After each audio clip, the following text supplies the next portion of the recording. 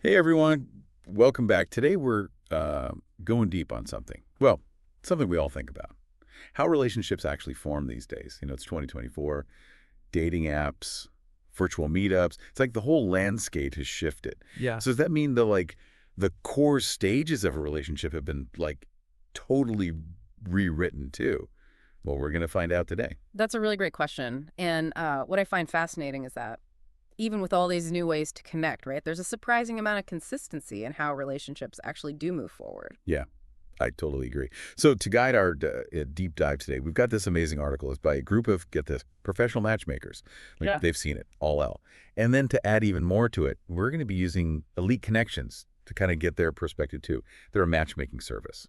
And they've been successfully pairing couples for over 30 years. Wow, that's just a goldmine of experience, right? Think Yeah. about the patterns they've seen after 3 decades of setting people up. Right. Okay, so let's jump right in. Stage one is all about the initial connection. And this is where things get crazy. Dating apps, social media meet cutes, virtual events. Yeah. It's a whole new ball game compared to how our parents did it, right? Totally different. But think about it, even with all these choices, that fundamental part of making a real connection, it hasn't changed. You know what I mean? People are still looking for that realness, that authenticity, Yeah. especially in the digital world, where it's so easy to hide behind filters and the perfect profile. Oh, yeah. In fact, the article even quotes some matchmakers saying that building a profile that's actually, genuine, that's key. And just being open-minded when you're first talking to someone. Yeah. Really engaging with what they have to say. Yeah, for sure. And here's where I think Elite Connections approach is really different. They're all about in-person meetings as part of their service. It's almost like they're saying, okay, yeah, technology can help you find people, but to really see if there's that spark, you've got to meet face to face. I love that. It's such a, unexpected approach in the digital age. Right. But it makes total sense. I mean, you can only get so much from a profile or some texts, right? Totally. When you're Yes. with someone, you can see their body language, you can hear the subtle things in their voice. That's how you actually start to build a foundation for a relationship. Yeah, that's true. Okay, so moving on to stage two, getting to know each other. This is where we get to use all the tech tools, right? Right. Video calls, instant messaging, Mm. social media. We can learn so much about someone so fast now. That's true, but this is where it gets tricky. The article talks about how social media can create unrealistic expectations because we're looking at these curated versions of people's lives online, right? And we start to compare our own relationship to those highlight reels, which, can lead to disappointment. Oh, I've been there. You Yeah. start scrolling through someone's Insta and then you're like, wait a minute. Right. What's even crazier is Elite Connections actually tell their clients to focus on phone calls and face-to-face time over texting or video chat. Mhm. In 2024, that's almost revolutionary. It is. But, texting, as convenient as it is, it's missing that emotional depth. Phone calls let you hear someone's tone, their laugh, their real reactions. And face-to-face, well, that's where you actually connect with all your senses. So it's like they're encouraging this slower, more deliberate way to get to know someone, which feels almost like countercultural these days in our world of instant everything. Yeah, totally. It's about building a genuine connection, understanding someone's personality, their little quirks, their sense of humor, all those things that make them unique. That just takes time and focused attention. I'm seeing a theme here. It seems like each stage needs a balance between using technology and keeping that human element in the mix. You got it. It's about using technology to make connections better, not replace them. Okay, I like that. Now let's talk about stage three, the first date. I always wonder about how first dates have changed. I love that the article mentions some really cool modern ideas.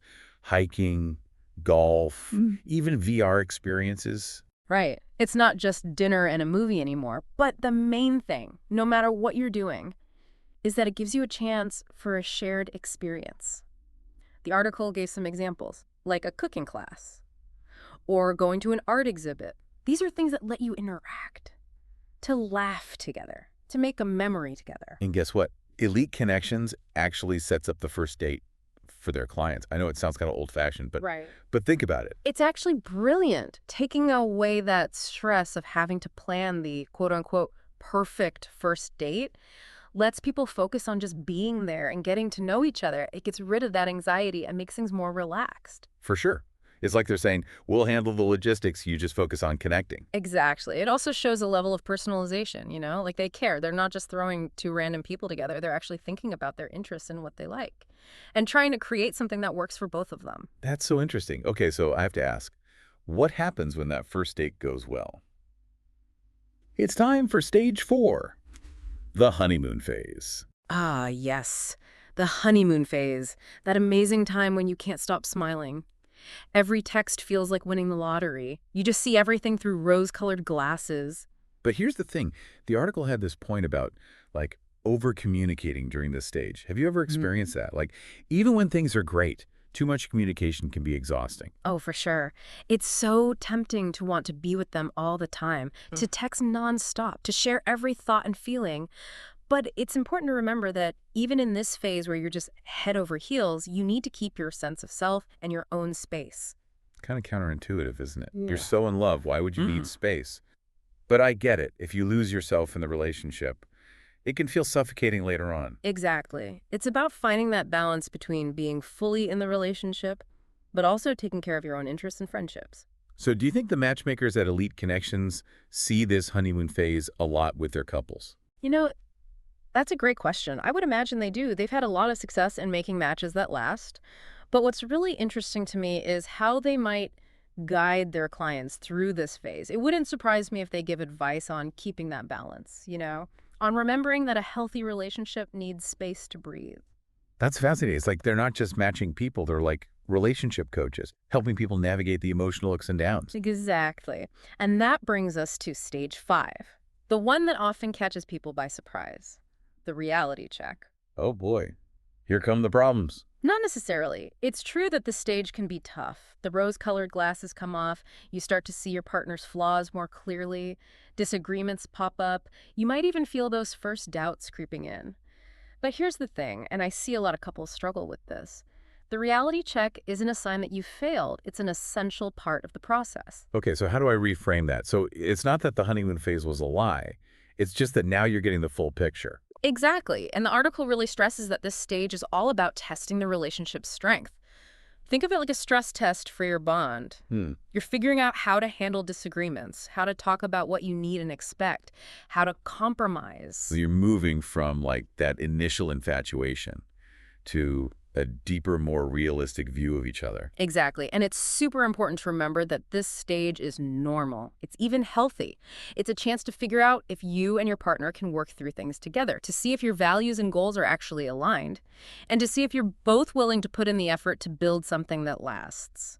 I like that. So in your opinion, how do the matchmakers at Elite Connections help their clients get through this potentially tricky stage? Well, they have decades of experience watching and coaching couples, so I bet they have a lot of wisdom to share. They probably emphasize open and honest communication, talking about problems directly instead of sweeping them under the rug. I bet they do. And maybe they encourage their clients to see these challenges as chances to grow Yeah. instead of thinking the relationship is over. Absolutely. Remember, Elite Connections isn't just about making matches. It's about helping those matches become successful, long-term relationships. And that means giving their clients the tools and knowledge to handle the inevitable ups and downs. So true. Okay, so we've made it through the reality check storm. What happens after that? Tell me about stage 6. Stage 6 is where the relationship really starts to deepen. It's about going beyond the initial excitement and butterflies and creating a strong emotional connection. The article talks about how important it is to create genuine moments of connection, especially in our world where technology is everywhere. So like put down the phones, be present, and really focus on that quality time. You got it. It's about going deeper than just talking about your day. It's about being vulnerable, sharing your hopes and fears, supporting each other's dreams. And doing things together that make you both happy and strengthen your bond, right? The article mentioned things like shared hobbies, supporting each other's goals, and just being there for each other no matter what. Yeah, for sure. And I love how the article puts it. It says, even in a world of instant connection, real intimacy takes intention and effort. You have to actively choose to nurture that connection, to make it a priority, even when life is busy. It's like you're shifting from me and you to we. Mm, And you know what? That's where things start to get really serious. you got it. Which brings us to stage 7, the decision-making phase. This is when those big conversations about the future start happening. Okay, so are we talking about things like living arrangements, career paths, long-term commitment, All the big stuff. Exactly. And it can feel both exciting and overwhelming, right? But the most important thing here, like the article says, is open and honest communication. It's about being able to share what you want and what worries you, but also really listening to your partner's point of view. And making sure your values and goals are aligned. I'm curious, does Elite Connections have any thoughts on this? Do they find that couples who have similar goals for their lives have more successful relationships? That's a really good question. Based on their experience, I wouldn't be surprised if shared values and goals play a huge role in long-term compatibility. Think about it. When two people are on the same page about what they want for the future, it makes those big decisions so much easier to figure out. Totally. It's not just about having fun dates. It's about building a life together. Exactly. And that shared vision, that feeling of being partners, is a powerful base for a strong relationship. Okay, so we've made some major decisions. We're on the same page about the future. So is this it? Happily ever after? Well, it's definitely the start of something amazing. Stage 8 is all about commitment and growth. This is where the real adventure begins. So it's not about reaching some end point. It's about going on a journey together. You got it. And that journey is about celebrating milestones, supporting each other's dreams, and finding ways to keep that spark alive, even when life throws you curveballs. This sounds incredible, but also like a lot of work. Well, anything worthwhile takes effort, right?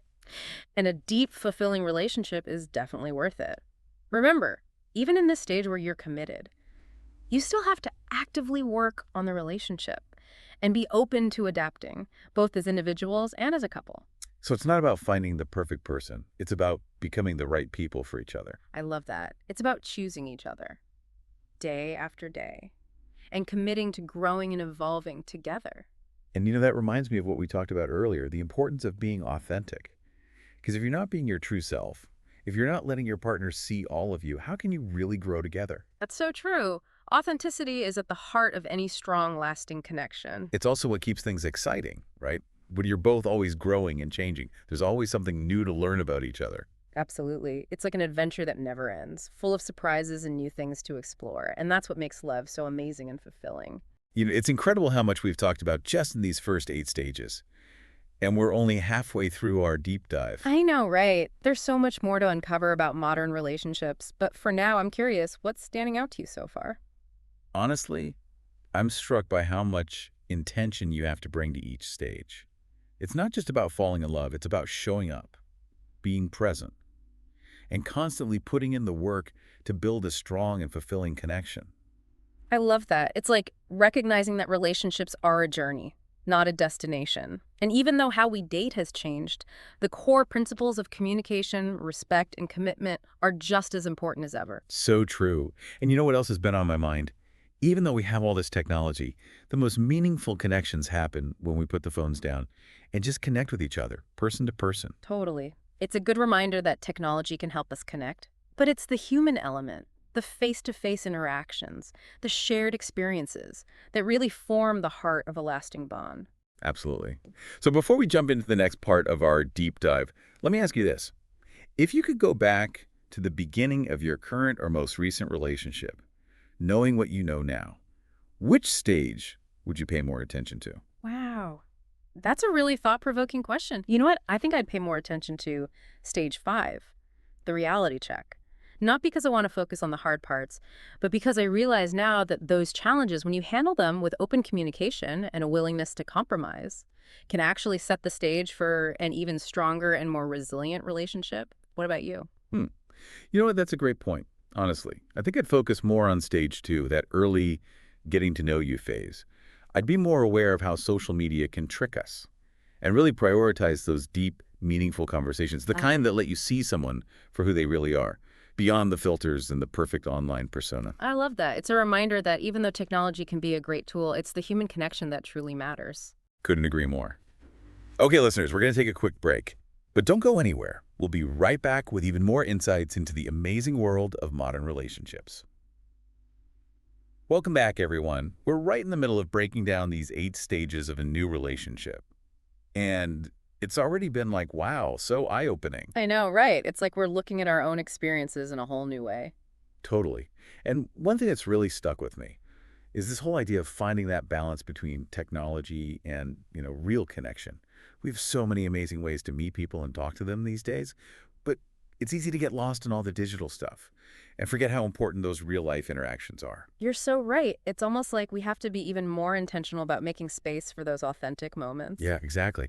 Because, like, a heart emoji just doesn't compare to seeing someone's eyes light up when they smile at you. You got it. It makes me think about how Elite Connections really emphasizes in-person meetings.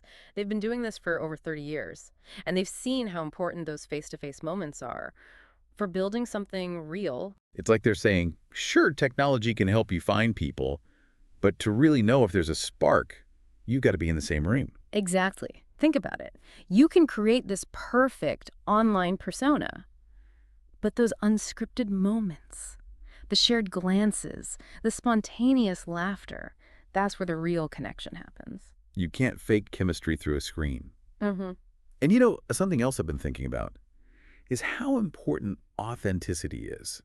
Especially at the beginning of a relationship, it's so tempting to try to show this perfect version of ourselves, both online and offline. Oh, absolutely. Especially now with social media, we're always seeing these perfect pictures and perfect lives. It's Mhm. easy to feel like you have to project that same image. Right. Like, look at my amazing life, my awesome friends, my perfectly filtered selfies. But you know what? I think people want something more. Totally agree. I think there's this real desire for authenticity, for Yeah. vulnerability, for someone who's willing to let you see the real them, flaws and all. And that connects back to Elite Connections' focus on personal interaction. Because when you're meeting face to face, it's harder to hide behind a mask. Exactly. You can see their body language, you hear the little changes in their voice, you get a sense of their energy. Okay, so we've talked about that initial spark, that honeymoon phase where everything feels amazing. But then comes stage 5, the reality check.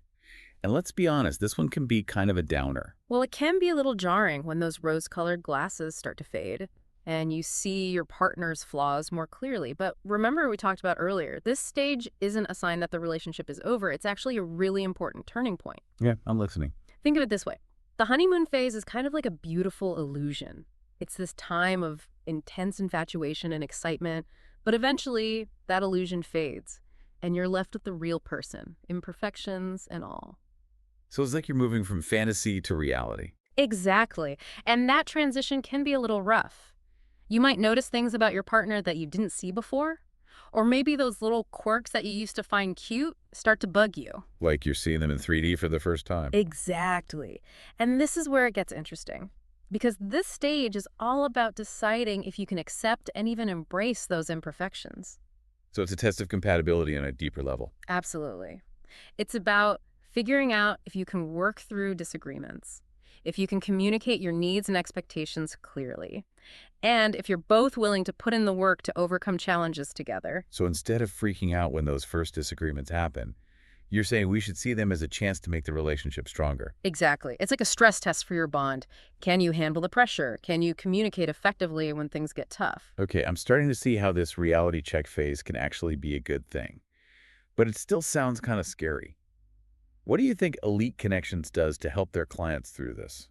Well, they're practically relationship gurus, right? They've seen so many relationships play out over the years, so I imagine they offer guidance and support based on all that experience. They probably emphasize clear communication, talking about problems directly instead of letting them build up. It's like they're relationship therapists, Mm-hmm. helping people navigate all the emotional complexities of love. Exactly. And, it makes me think about our own relationships. Have there been times when we missed red flags or ignored our gut feeling because we were so caught up in the excitement of a new romance? Ooh, that's a tough one.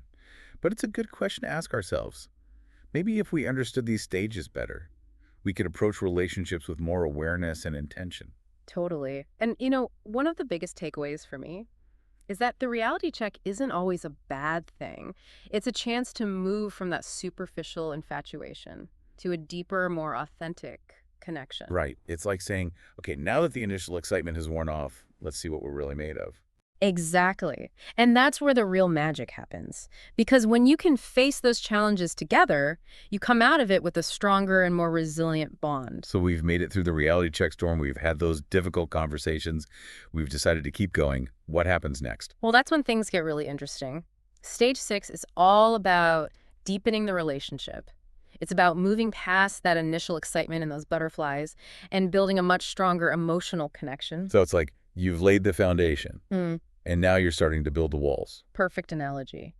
And the key here, like the article says, is to create those genuine moments of connection. It's about putting the phones down, being present with each other, and really investing in quality time together. And doing things together that strengthen your connection, right? Like Mhm. trying new things, Yeah. sharing hobbies, Hmm. supporting each other's goals, and just being there for each other no matter what. You got it. And it's amazing how powerful those simple acts of connection can be. A heartfelt conversation, a shared laugh, a moment of vulnerability. These are the things that build a lasting relationship. And it's about making a conscious effort to nurture that connection, even when life gets busy and crazy. Exactly. And remember, it doesn't have to be something big or expensive. Sometimes the most meaningful moments happen in the everyday stuff. Yeah, like cuddling up on the couch and watching a movie, cooking dinner together, or just taking a walk and holding hands. Exactly. It's about being present with each other, enjoying those little moments, and letting each other know that you're there, no matter what. Okay, so we're really getting to that deep emotional intimacy now. And I have a feeling this is where those big life decisions start to come up. You're exactly right. Which brings us to stage 7, the decision-making phase. This is when couples start having those important conversations about the future. Are we on the same page about our values and what we want in life? Do we have the same goals? So we're talking about things like living arrangements, careers, marriage, kids, the big stuff.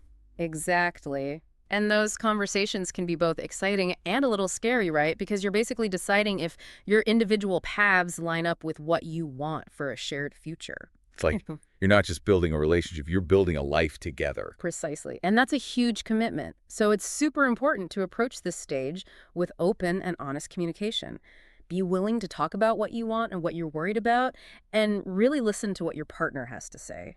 And having shared values and goals becomes so important here, right? Remember we talked about elite connections earlier and how they've noticed that couples who are on the same page about those things tend to have stronger relationships. That's right. And it makes sense. When you and your partner are working towards the same things, those big life decisions become a lot easier to figure out. Because you're both going in the same direction. Exactly. And that shared vision creates this feeling of unity and purpose. That strengthens the foundation of your relationship. Okay, so we've navigated the ups and downs. We've had those tough conversations. We've made some big decisions. Does that mean we're at the finish line? Is this happily ever after? Well, it's definitely the start of a beautiful new chapter. Stage 8 is all about commitment and growth. And that's where the real journey begins. Welcome back to the final part of our deep dive into the 8 stages of a new relationship. We've covered so much, from those first sparks to the really deep stuff like commitment and growth. It really has been quite a journey. You know, one of the biggest things I've realized is even though dating has changed so much with technology, those basic human needs, the emotions that drive relationships, they haven't changed at all. So true. We all still want connection, intimacy, that feeling of belonging, no matter how we meet someone or how we talk to them. Exactly. And I think understanding these 8 stages can really help people. It's like a roadmap, a way to navigate all the complicated parts of love and relationships. So it's like, Yeah. instead of just getting swept up in all the emotions, we have a guide to help us. Exactly. And that guide can help us make better choices, communicate more clearly, and build stronger, happier relationships. I like that. Okay, so let's talk about how we can actually use this. We know about these 8 stages now, so what are some tips for making it through them successfully? Well, one of the most important things is to approach each stage intentionally. What do I mean by that? Instead of just letting things happen, actively choose how you want to be in the relationship. So it's about taking charge of your experience, not just going along for the ride. Exactly. And that starts with being honest with yourself about what you really want and need from a relationship.